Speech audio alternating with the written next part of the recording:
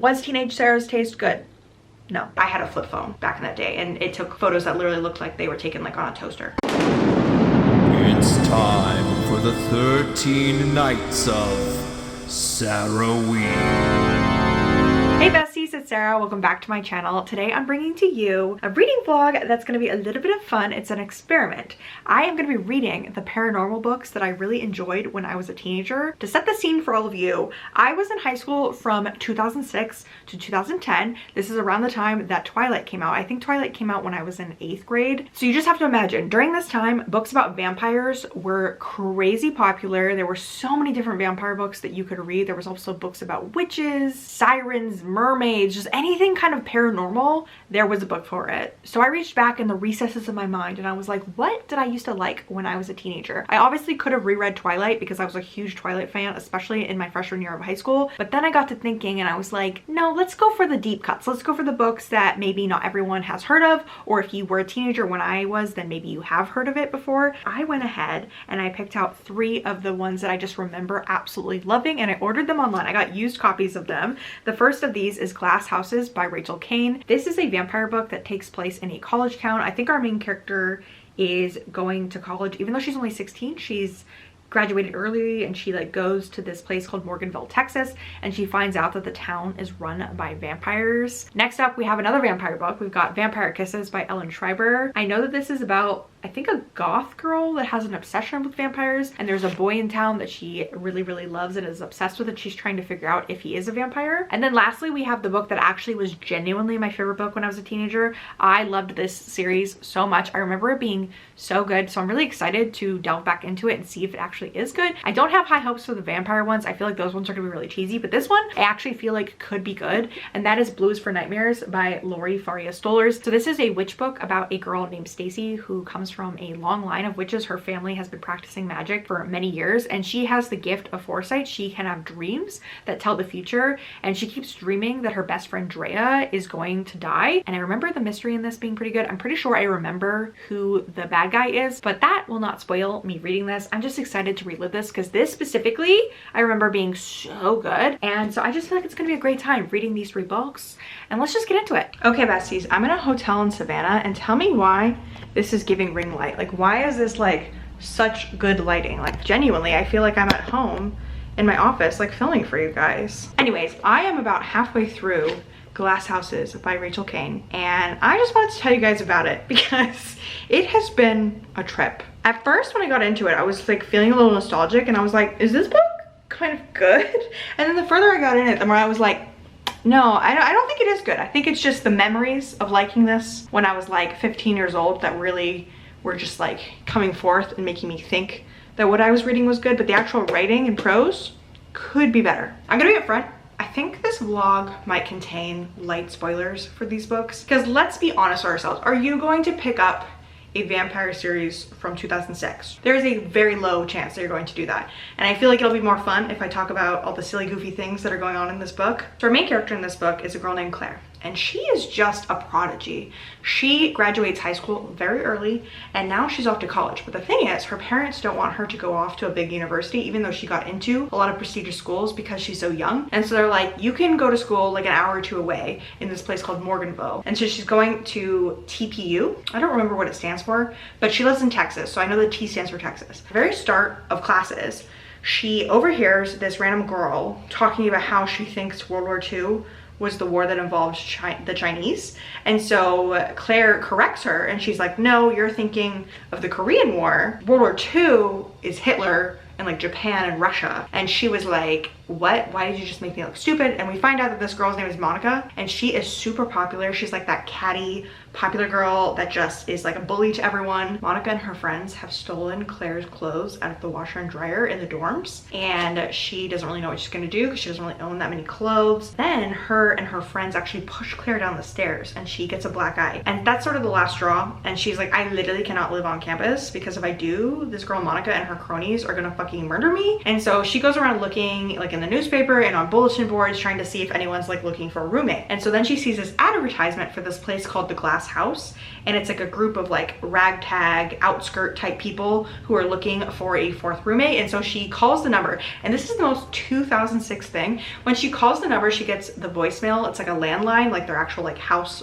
phone. The answering machine is like, hey, you've reached Eve and Shane and Michael. We're not home right now. If you're looking to live in the room that we have, then just come to this address. And then they literally put their address on the voice machine. That's not what that's called. Answering machine. It's been so long since I had a landline, I couldn't remember what it was called. She shows up at the house, and then she meets Eve, who is this really cool goth chick.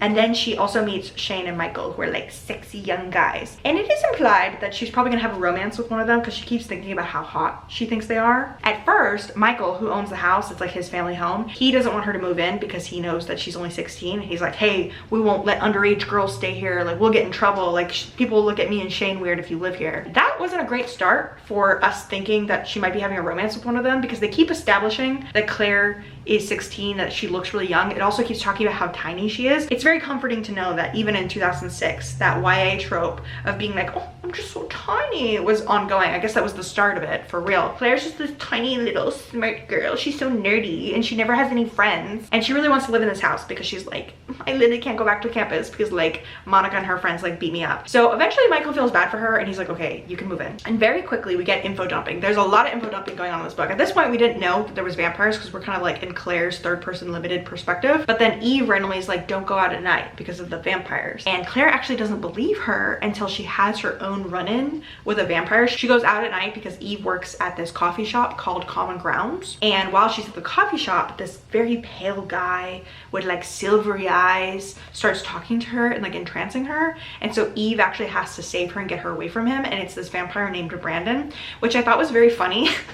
Because I just don't picture vampires being named Brandon, but his name is Brandon. And we find out that this town is run by vampires. And if you want to survive as a human there, you have to kind of bow down to the vampires. And we learn that if you're a really, really old vampire, you actually can walk around during the day. And it's only the really young vampires that get affected by the sun. And Brandon is one of those, obviously, because his name is Brandon. Like, he cannot be like over 100 years old. I just don't believe the name Brandon was existing in fucking like 1752. Like, I think this man came from recently. So there's this big scene after Eve saves Claire from Brandon, and he like follows them home and he tries to get them outside the house. I do believe vampires can't come inside if they're not invited. I feel like I'm getting vibes like that still might be part of the lore, because there's a scene where they're like trying to get into the house as quick as they can, and like Shane comes out of the house and he's like trying to protect them, and it's like this whole thing. And later, in order to protect Claire, Shane actually makes a deal with Brandon saying like, you can feed on me 2 times as long as you leave Claire alone, and Brandon agrees to this deal. And so the big dilemma we're at in the book now, halfway through, is that obviously Claire doesn't want him to do that, so she's trying to come up with a way to get him out of it. Another thing that I forgot to talk about is Michael. So Michael is one of the hotties that she's living with, and he used to be a musician, but lately he's not like been playing gigs and stuff, and he sleeps all day. And so Shane thinks he actually might be a vampire, and so he is just a little concerned about what's going on with him. And one day, right before the sun is coming up, Claire actually sees Michael in his room, and he disappears like into the air, and she's like, what the fuck? And she finds out that he's kind of like a ghost. And anyway, so we see him disappear into like thin air. And so then later that night, Claire corners Michael and she's like, what's going on? And then he tells her the story about how one time he was playing this music gig, and when he was walking home, a vampire attacked him and tried to turn him into a vampire, but apparently like didn't know how to do it or something. So he didn't get turned all the way. And so now he kind of exists in his body, but like kind of like as a ghost. So during the day, his body literally doesn't exist like when the sun is up. So again, where I'm at in the book, Claire is trying to figure out how to get Shane out of his deal with Brandon the vampire. And Eve tells her that there is this book that the vampires have been looking for many years. It's like this ancient tome. And Claire comes up with this crazy kooky idea where she's like, what if we forged the book and acted like we could give that to them, and then we would trade that for Shane, and so Shane wouldn't have to do the deal with Brandon. And Claire just had a realization that she probably doesn't know how to forge an ancient tome, obviously. And so she comes up with the idea, she's like, maybe I can make a fake photo of the book. And so now she's trying to make a fake that she can just take a picture of like with her cell phone. And I imagine that a cell phone in 2006 wasn't that great. I mean, honestly, I lived through it. I had a flip phone back in that day, and it took photos that literally looked like they were taken like on a toaster. So thoughts so far after I word vomited that entire synopsis to you. The last time I read this, I believe, was 2019, because I originally intended to do this video a couple of years ago, but that was during my booktube break where I was only posting like 4 or 5 videos a year. And so I had this whole vision of like doing this thing where I would like read the books and then do like a sit down video where I was talking to you, and I wasn't really doing reading vlogs back then. So now that I am doing reading vlogs, I brought this back. But I did reread this in 2019, and I actually saw my Goodreads review from back then, and I gave it 3 stars, I think, and I said that it was cheesy but that it was fun and it reminded me of Vampire Diaries. I don't think I'm enjoying this reread as much as that first one, but I have only read the first half, so maybe the second half is really where it heats up, and maybe I'm gonna come back with a 3-star rating again. Clearly I loved it back when I was a teenager. Like 2006 Sarah was eating this up. Something you need to understand about the landscape of YA back in the day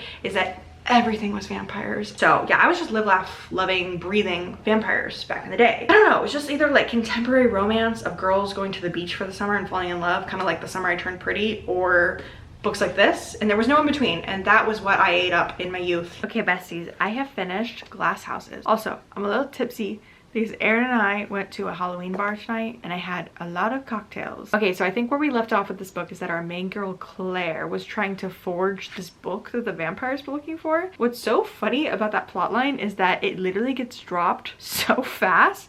Basically, she ends up going to the library one day and she discovers there's this section of the library that's kind of like sanctioned off, and she's like, ooh, the vampires must be hiding something there. So she breaks into that part of the library by getting some chemicals from the science lab, and when she gets in there she finds that 2 vampires are there like guarding all the books. She gets cornered by these vampires, and then this professor is there and she's like, oh, I'm here to like help him because he's like sorting through all these like old books, because apparently all the vampires in this town have been like searching for these books for so long that they like all over the country, all over the world, they like look for books and they get them sent to the university, and then people like go through them, like humans go through them to try to find the book, because the symbols and like the words in the book can't be read by vampires, so they like need humans. And then it's this really crazy scene because the vampires are very suspicious of Claire, but she like convinces them that she was assigned to help this professor, and he's kind of like okay, and he goes along with it. But then as they're going through the books, the professor ends up pricking his finger and he starts bleeding, and so the vampires go like a little crazy over that. And then there's this big scene where they realize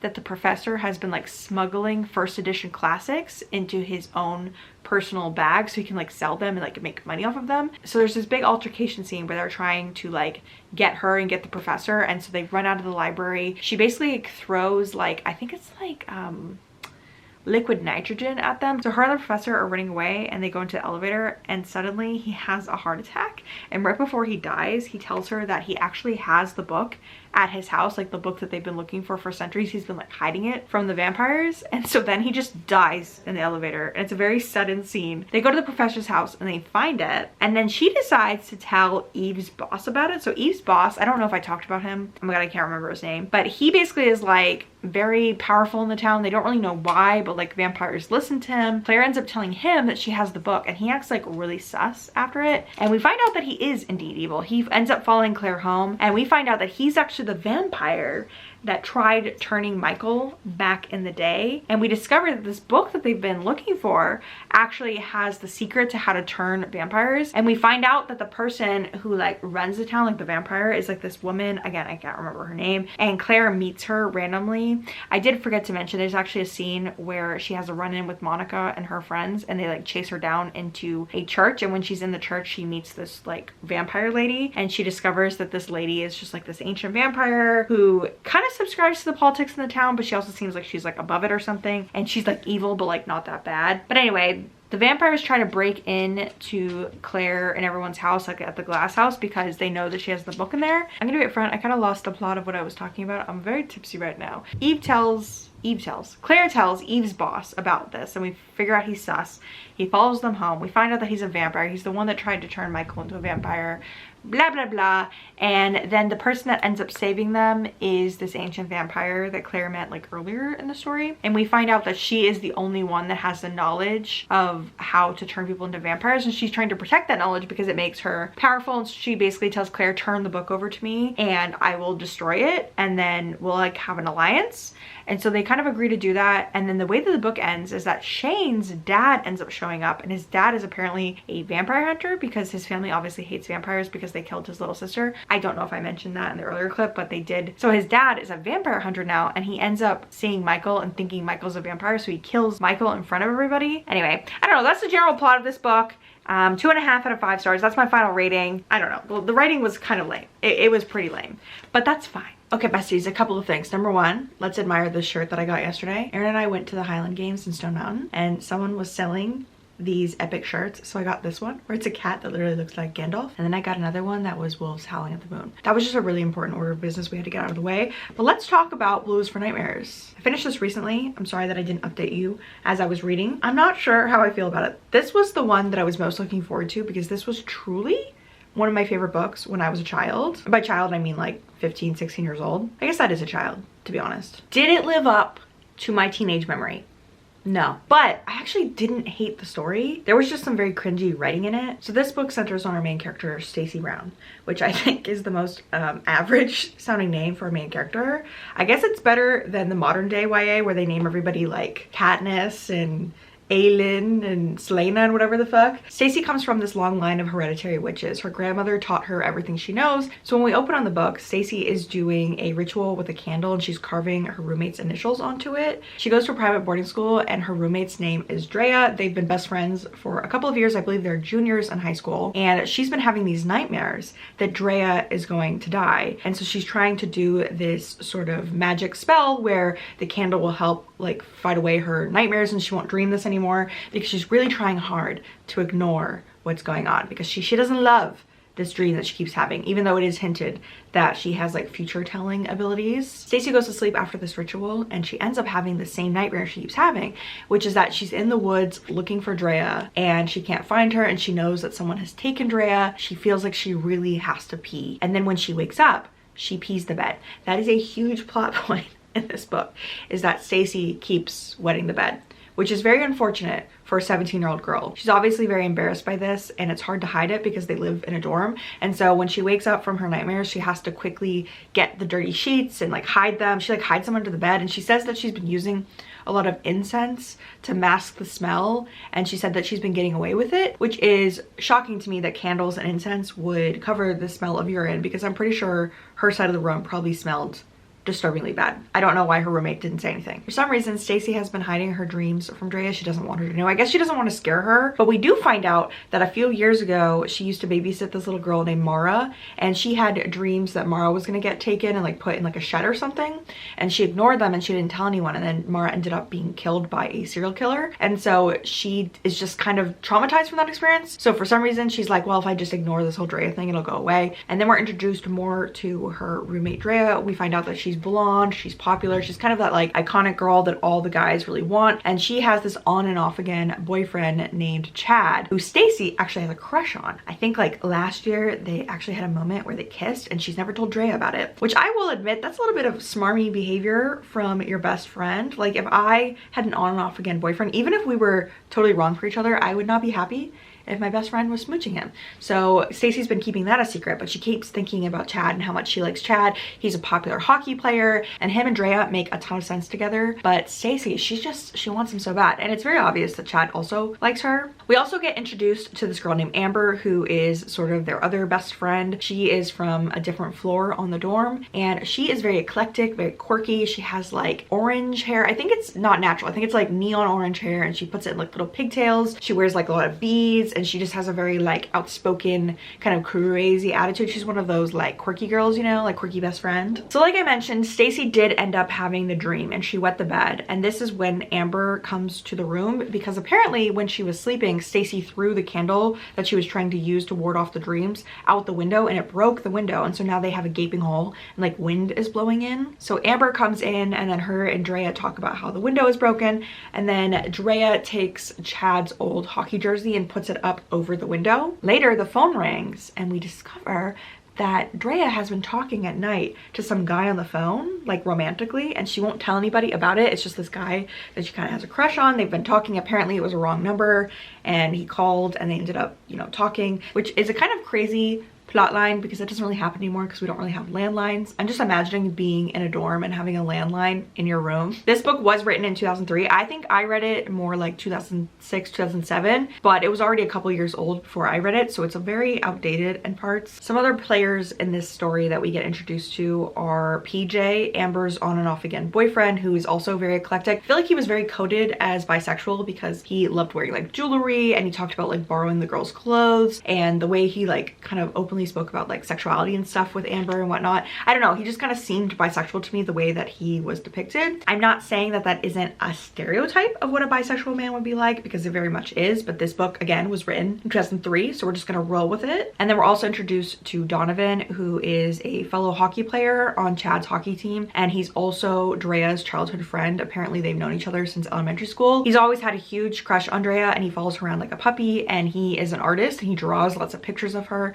in his notebook. And Drea is kind of described as being a little bit vain. She knows how pretty she is and she likes attention, so she definitely feeds into Donovan's obsession with her. I did not love the depiction of female friendship in this book because it was very catty at times. It was very obvious that Drea was really insecure, and her and Stacey would argue a lot about Chad because Drea could tell that Chad definitely had a crush on Stacey, and that bothered her, which I think is fair. But the way that she would put Stacey down to make her think that Chad didn't like her, she would say things like, well, Chad only goes for girls like me, you know, not a girl like you. And it's very, I don't know, like kind of mean. She does eventually break down and start telling Drea about these dreams she's been having, because the dreams start getting more intense. She's dreaming that Drea is going to get a gift, and that the gift is going to contain like lilies, and lilies are the flower of death. This does eventually come true. One day when they're in the bathroom arguing, they turn the corner and there is a box there with a note with like these red letters saying 4 more days or whatever, and there's a bunch of lilies in there. And so Drea starts to get really scared, and this is the part where she gets really mean and she starts like lashing out at Stacey. This is kind of when she starts nitpicking and telling her that Chad would never like her, and just kind of being a real bitch. Amber also isn't the best friend to either of them because she kind of doesn't pick sides, and so at one point she'll like make fun of Drea with Stacey, and then at other points she will gang up on Stacey with Drea. And I don't know, as a trio of friends, I was not buying it. I feel like they were just being kind of catty, which I guess is teenage girl behavior. I don't know, I would have loved to see a more heartwarming friendship between these girls. I think the thing that makes the writing in this the most cringy is any of the romantic scenes with Chad. There's a couple of moments where Stacey and Chad are alone together and they kind of hint at the time that they kissed. One of the things that she says is that he's sexy delicious, and then also when they do kiss she says a 5-alarm hot wasabi sex delicious kiss. And I feel like that's just kind of indicative of what the writing is like in this. It's just, it is very much giving 2003 bad cringy writing. When all the creepy stuff starts happening, Stacey does tell Drea she thinks it might be the guy that's been calling her every night, and she's like, no, it could not be him, which is kind of funny. Those character motivations make no sense because I feel like it's pretty obvious that that would be who it was. One of the nights the guy calls and he is really mean to Drea, and he tells her that she's been like whoring around and that she's not being faithful to him because she has been like talking to Chad or something. And so he hangs up and they try to star 69 him. So if you didn't know, back in the day with landlines, if someone called you from a number that you didn't know, like if you didn't have caller ID, you could hit star 69 when they hung up and it would call the number back, and so you could find out who it was. And so they try to star 69 this guy and they can't get a hold of him, and they find out that the number it leads to is actually a payphone on campus. And as they're at the payphone trying to figure out who this guy was, Chad and Donovan show up, and it's very much implied that Chad and Donovan are 2 number 1 suspects. I kind of wish the mystery had been a little bit more complex because I felt like it was really obvious to me from the get-go who it was. Obviously I also did remember from when I read it when I was younger, but I think even when I was younger I probably would have been able to guess who it was. So then we find out that there is this other girl named Veronica on campus who's also been getting weird notes and gifts and calls, and they are not really friends with Veronica. She's kind of a mean girl, and they kind of have kind of an enemy thing going on because Veronica really likes Chad, and obviously Chad is always involved with Drea, and so they just don't like each other. But they go and they talk to her, and Veronica tells her that she's been getting weird calls and weird notes, and that she also has been like receiving lilies in the mail and whatnot. And so Drea kind of feels a kinship to her, and she's like, we'll try to protect you. And so they're like, we're gonna be your bodyguards and like follow you around to make sure that nothing happens to you. And so they do end up following Veronica around, but she doesn't want want them to do that. She's kind of like, leave me alone, you freaks. They go to her dorm room and they're sitting outside waiting for her because she says she's gonna go out. And they're like, well, we have to go with you, whatever. And so the three girls, Amber, Drea, and Stacy, are like waiting out there. And then eventually they realize that maybe Veronica left. And so they open her door and find out that she went out through the window. And so then we discover there's a note left from Chad that basically says like, I know you cheated on your French test, but I want to protect you. Come to the French room tonight, like late at night. So Veronica sneaks out, and so they follow her trying to go look for her, and they discover Veronica's dead body. And so Drea ends up having a panic attack and she collapses. And so Donovan and Chad show up again, of course, because obviously everything is sort of suspicious with those two. The police also show up and Chad gets taken away for questioning. And so the next morning, Drea doesn't come back to the dorm room, and she talks to Amber and she's like, hey, where did Drea go? And she says that she and PJ dropped her off at the front of the dorm earlier that day, and that apparently Drea never made it back to the room. And so Stacy goes to the police and she tries to tell them that Drea is missing, but then the police officer's like, oh, were you fighting? Like maybe she just stayed in another like dorm room. And then because they weren't on the best of terms, the police don't believe her. Stacy also does tell them about her visions, and so obviously that makes the police officer not trust her. The police officer's like, okay, Miss Crazy Girl, okay. One quote that I do want to call out that happened while she was talking to this police officer is very indicative of its time. It says, she introduces herself as Officer Tate, though it might as well be Tart, because that's exactly what she looks like. 20-something, shoulder length, artfully highlighted ginger brown hair with a chunk of platinum that dangles over one eye. Apparently, having red hair with platinum in it makes you a tart. And then also earlier in the story too, another piece of writing that I highlighted is when her and Chad are studying together, when they end up kissing. She asks him why he likes her and he says, you're not like the other girls. And I was like, okay, Miss Laurie, I understand that it was 2003. I really do.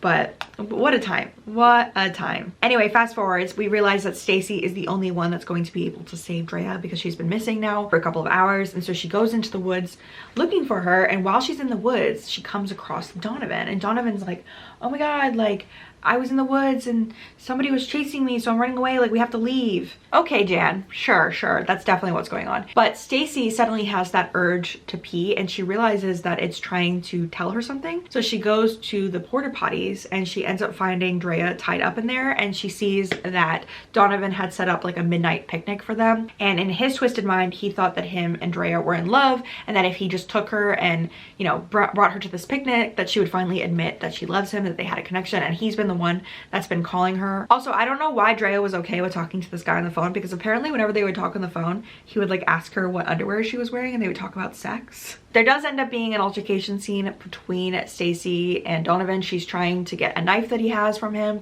and they're like fighting, and the police officer, Officer Tate, or Officer Tart as Stacy likes to say, shows up at the last moment. I don't really know how she found them, but she shows up and basically saves the day, and Donovan ends up going off to a psychiatric hospital, and Drea leaves school for the semester and goes home to be with her parents, which by the way, her parents have been like going through a divorce, and so that was another part of Drea's character where she was like angsty and upset all the time, and kind of why she was a bitch, apparently because she was upset about her parents all the time, so she was being rude. And we kind of end on that note, and there is a sequel to this, and I'm not gonna lie, I might read it. I know that this book was kind of boring to talk about. It's not as crazy as like the vampire one that we just talked about, but I don't know, the nostalgia really got me with this one, and it was a little slay. It was a little tiny slay. I don't know. The writing really is horrendous. Like, don't go into this. If me talking about it made you want to read this series, like, please, it's really not very good. But at the same time, it was kind of good. Was Teenage Sarah's taste good? No. But in my defense, this was all that was available to me because the Hunger Games didn't even exist yet. Okay, besties, I have finished the final book that I liked in high school, and that is Vampire Kisses by Ellen Schreiber. I saved the best for last. This is definitely the most ridiculous out of the three. I feel like the first two books, I could definitely see the appeal. I could see why I'd be into them. This one, I'm not so sure. So in this book, we're following 16-year-old Raven. She is a self-proclaimed goth. She has loved vampires since she was a very little girl. And the whole intro section of this is talking about how much she's obsessed with vampires, and she's always wanted to be a vampire. Like when she was little, people would be like, what do you want to be when you grow up? And she'd say vampire. And so it's just kind of like setting the tone for how much she likes vampires. We also find out that at school, she's a little bit of an outcast because of the way she dresses, and her only friend is this girl named Becky, who's also ostracized because she is like a country bumpkin girl. She lives on a farm a little bit outside of town, and so people make fun of her because her family owns a farm, which definitely sounds like high school, but is also sad because it's not her fault that her family owns a farm. Raven also refers to the town as Dolesville. She finds it very boring. She thinks everybody is plain, and she's looking for some excitement in her life. Also, while we're going down memory lane, we discover that there is this manor at the top of Benson Hill that has been abandoned for many years. Apparently the lore around it is that this like baroness used to live there before she died. She like left it to her family, but no one ever showed up to claim it, so it's been abandoned. Everybody says that it's haunted. And so when Raven was really little, she actually broke into it to try to play there because she liked spooky gothic things, and she's always just had an affinity for this house. And now that she's turning 16, like it's her sweet 16, she finds out that this family just moved in, and everyone has been spreading rumors about this family, saying that they think that they are vampires. Raven is being bullied by this guy at school named Trevor, which, not gonna lie, was I kind of shipping her with Trevor. Not because he was a good character, he definitely was really bad, he was a really bad character, but I felt like they had a lot of chemistry. So basically Trevor is really popular. I think he plays on the soccer team, and he has a weird obsession with bullying Raven specifically. I think because she doesn't really care about his opinion, and so when he makes fun of her, she throws it back at him, and so she can kind of like hold her own with him. And so at the start of this, she ends up going to a party. I think it's because it's her birthday. She tells Becky she wants to like make things different, and so they crash this party that Trevor's having. And when they get there, Trevor is like, let's go in the woods and make out. And for some reason she goes with him, and they kind of have a makeout scene. Like I said, I really do feel like they had chemistry. Like I don't know, he's like obsessed with her, and I was kind of like, I kind of get it, like the popular boy obsessed with the goth girl. Anyway, so while they're in the woods making out, Raven actually tells Trevor to take off his clothes, and then she steals his clothes and she runs away. And so her and Becky take off, and obviously for the rest of the novel, Trevor's trying to get back at her because he basically had to go back to the party naked. Raven starts seeing this guy around town who seems to be about her age, and he's also got a gothic vibe to him, and we find out that his name is Alexander, and he is the son of the family that moved into the house. On Halloween, Raven dresses as this like preppy girl with a tennis racket, and Trevor goes crazy for this because she kind of looks like his dream girl, because he's already obsessed with her, in love with her. And so when she's dressed as this preppy girl, he's like, oh my god, must have. And so they go trick-or-treating, even though they're kind of old to be doing that. And she ends up going to the gothic mansion, and she gives the butler a spider ring. Anyway, Trevor shows up, and so he starts spray painting the house because, I don't know, he's a bully. And Raven tries to stop him, so she swings her tennis racket at him and like hurts his hand. But anyway, when she gets to school, she finds out that Trevor is again really mad at her because she like hurt his hand. Then they see the butler actually comes to the school, and they overhear him in the office saying that he has the tennis racket that Raven had, because apparently this tennis racket is like $200 and it was her dad's, and her dad plays in like a tennis league. But rather than go and find it, because to me it was very obvious that the reason they wanted her to come collect the tennis racket is because the young guy wanted to meet her, but she is too scared. She thinks she's gonna get in trouble, so she doesn't go. And so her dad tells her that she has to get an after-school job in order to pay off the tennis racket. And so she goes and works at this travel agency, and while she's there, she finds out more about the rumors about people thinking that this family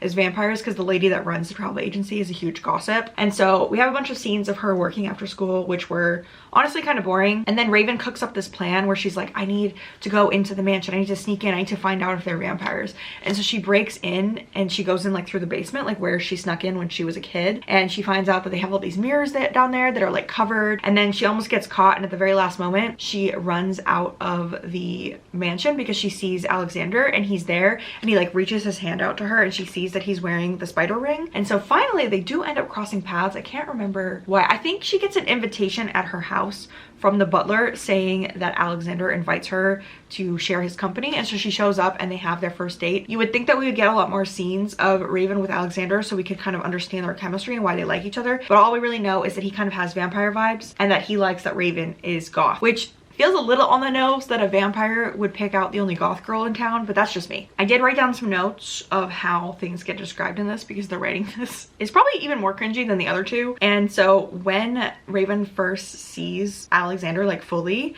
she says, there he stood like a knight of the night, looking straight at me with those dark, deep, lovely, calming, lonely, adoring, intelligent, dreamy, soulful eyes. That is all one sentence. After they kiss for the first time, Raven goes home and it says, I didn't wash the spot where his tender love lips had pressed against my flesh. Also, when they go on their first date, she says, he looked so lost, so soulful, so lonely. I wanted him to kiss me now. I wanted to let him know I was his for all eternity. Girl, you've known him for 5 minutes. What's crazy is that the majority of this book, she does not interact with Alexander. Like, I'm pretty sure he doesn't come up until like at least like chapter 8 18. And this is why I say I really feel like her and Trevor had a lot more chemistry, because her and Trevor have way more interactions up here, and it's kind of that like hate to love situation. Like honestly, this could have become a dark romance or like a bully romance where she and Trevor end up falling in love, and I kind of honestly would have shipped it. Also, Trevor ends up taunting her because we find out that the whole time that she was working after school trying to pay off her dad's tennis racket, that Trevor actually had it because he told the butler that he was her boyfriend and he like took the racket, and so he just wanted her to suffer. And then Trevor also mocks her and says that she probably doesn't have a date to the snowball dance that they're having, and so she ends up asking Alexander to go to the dance with her. And so he does end up going to the school dance, and he tells her like, I've never been to a school dance, I've never been to a high school, blah blah. We're really being led to believe that he probably is a vampire. So then at the snowball dance, there's this huge scene where Trevor corners her and Alexander and is like, oh, you know, Alexander, she only wanted to go out with you because she thinks you're a vampire. And it's like this big scene where like Alexander feels betrayed because he's like, you didn't really like me, you just wanted to know if the rumors about me were true. And then at the end of the book, the way that she gets him to forgive her is that she goes to his grandmother's grave and leaves flowers there and tells her like, please, can you help me get Alexander to understand that I love him and I just wanted to know more about him. And then Raven's best friend Becky has like a surprise party for her. I don't really remember why, but her and Becky did have a little bit of a fight because Trevor bullied Becky into telling him all the information about how Raven was trying to figure out if Alexander was a vampire. And then this quote actually stuck out to me as well. Alexander I called. He peered out from behind the ruffled curtains. My gothic guy, my gothic mate, my gothic prince, my knight of the night. And that's actually the last time she sees him, because at the very end she gets this note from him that says, because I love you, and he like left town. And so I guess the sequel is that he left and she doesn't know where he went. This is not a very long book and it's cheesy as hell, and this one really does not hold up. This one is not good. I would say the other two have like more merit to them. This one is just lame. Also, there were so many pop culture references in this that I just didn't understand. There were a lot of celebrities mentioned that I didn't know who they were, and I feel like even teenage me probably didn't know either. That kind of brings me to the end of this reading vlog. I definitely think teenage Sarah had bad taste, but like I mentioned earlier, I don't think it was my fault.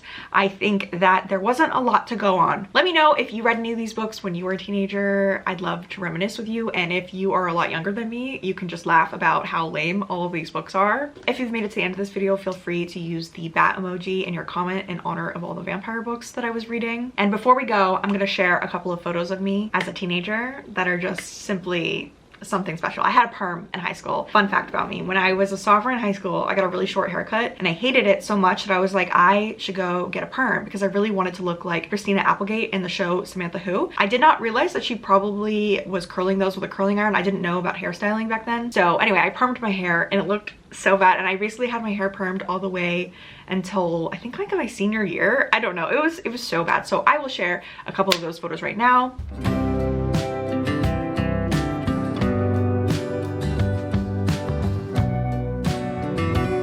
I thank you all so much for watching. You're all beautiful. Have a nice day.